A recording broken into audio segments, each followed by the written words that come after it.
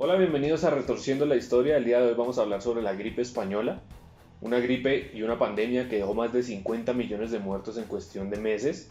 Es un tema del que se ha hablado mucho en los últimos meses debido a que estamos en otra pandemia, así que acompáñenos. El origen exacto no está escrito, pero se dice que los espacios de propagación fueron los pequeños lugares y la movilización de tropas durante la Primera Guerra Mundial. Aunque es conocida como gripe española, este nombre no surge por ser España el epicentro, sino porque el País Vasco fue neutral durante la guerra y podía transmitir información sin ningún tipo de restricción. La gripe española, digamos que es un término bueno que se ha generalizado, pero está mal, digamos como que se trataría como de echarle la culpa quizás a este país, a España, sobre el origen de la gripe.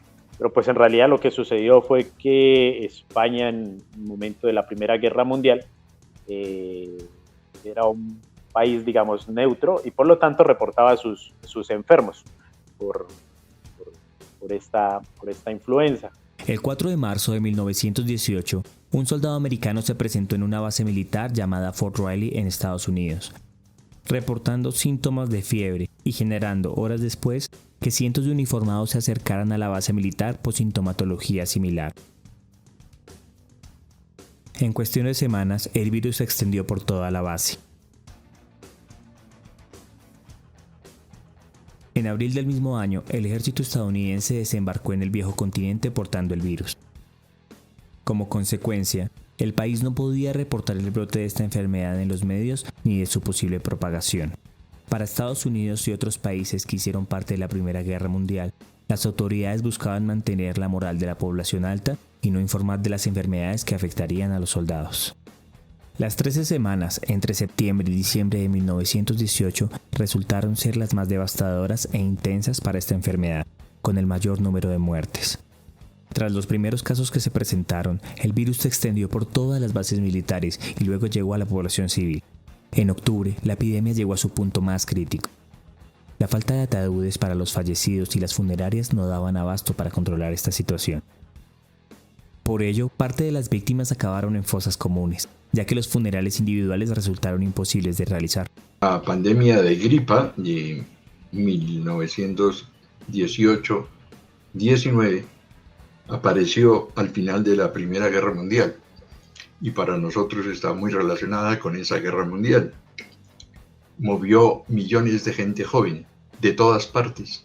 Las trajo de la India, las trajo de Australia, las movió por todas partes, las concentró en barracas en Europa, donde fue primero la guerra, fue una guerra de trincheras, y también concentró muchos animales.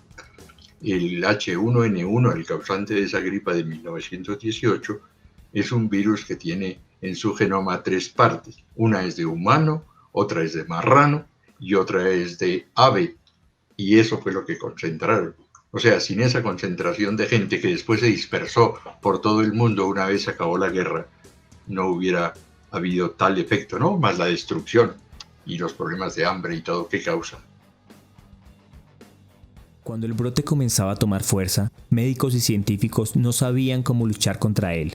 En ese entonces no existían vacunas antivirales o medicamentos para combatir la influenza. Fue hasta 1940 cuando se produjo la primera vacuna. Para complicar las cosas, la guerra dejó en algunos países un vacío en cuanto a profesionales de salud. Una gran parte fue afectada por el virus.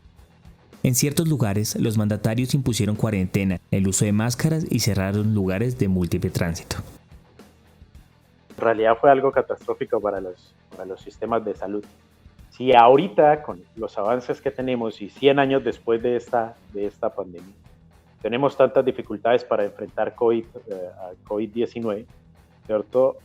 Pues en esta época fue, digamos, se podría decir que un poco más desastroso.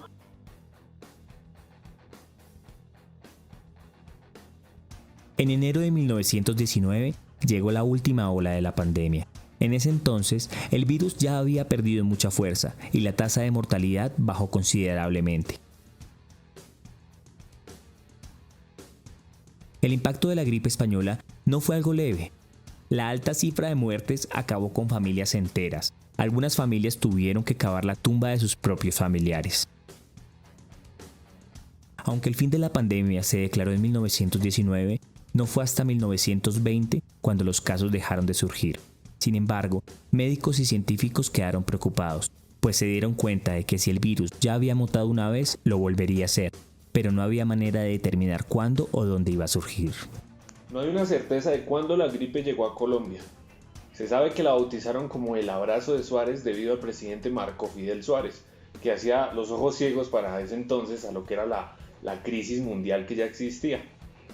Se cree que la gripe llegó por medio de un barco que zarpó de Barcelona hasta Cartagena, y hay otra hipótesis que dice que llegó en el correo a Bogotá. No hay una fecha exacta, no hay un lugar exacto, pero se tiene estas dos hipótesis.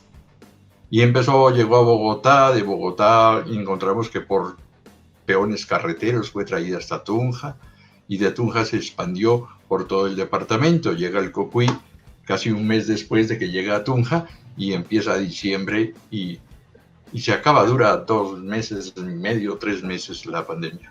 En Boyacá se portó diferente que en Europa. Aquí no mató gente joven, aquí sí mató gente joven, perdón, aclaro, pero mató muchos ancianos y muchos niños, porque no tenían contacto con la gripa. En Europa sí lo habían tenido, entonces esa gente estaba un poco inmunizada. Aquí, como la primera vez que llegaba, por eso fue tanta la mortalidad. Los efectos fueron devastadores para la población boyacense y su economía. La carencia de servicios médicos y las malas condiciones de higiene fueron factores decisivos en la expansión de la influenza en 1918.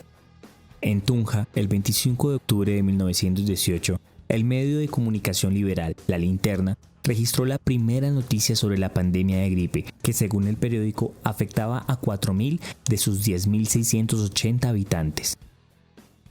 Este día apareció el primer caso mortal que se registró en los libros de defunción parroquiales. Un niño. Probablemente esta pandemia de gripa no hubiese sido tan catastrófica si no hubiese habido guerra. ¿Sí? Y la Primera Guerra Mundial no se hubiese presentado.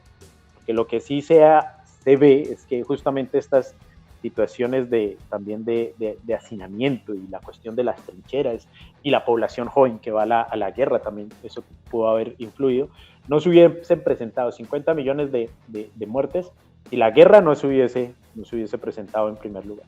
Uno, por la misma situación de guerra y la situación que viven las personas que se ven afectadas por estas circunstancias, y dos, porque al finalizar la guerra, los soldados enfermos retornan a sus casas y expanden también mucho más rápido la pandemia de gripa, y por eso esta también se va a extender hasta el 19 con una tercera oleada.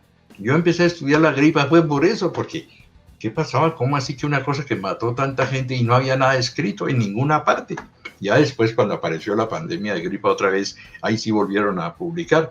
Pero cuando yo empecé a buscar, no había nada. Los libros de historia de la medicina no hablaban de eso.